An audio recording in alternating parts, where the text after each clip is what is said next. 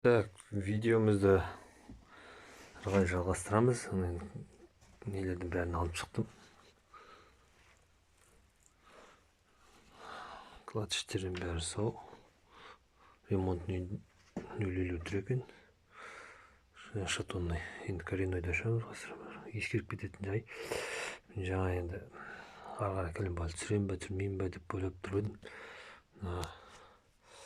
едім. Коленбалдың шекісін ашып қарап жіберейінші осы.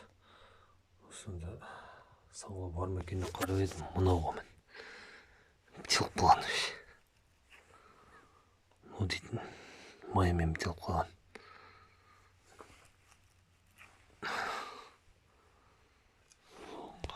Сіздерде де сондай не болса қазір мен шығып қарайын енді. Специалист емеспін енді, бірақ май жүрмесе. О, мін ашылды.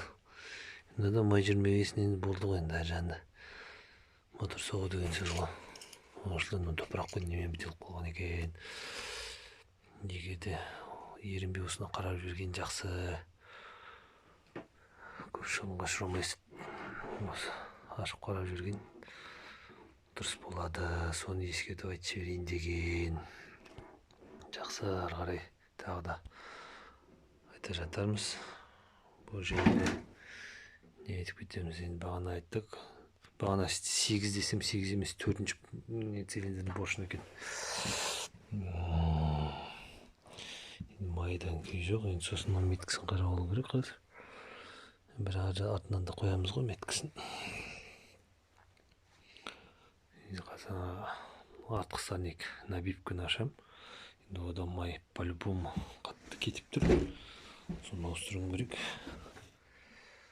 Сондай жағдай.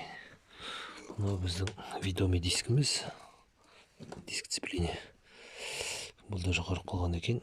Мынау ғой. Енді бұл ауыстырамыз ғой. Алла берді. Жақсы. Сондай жағдай.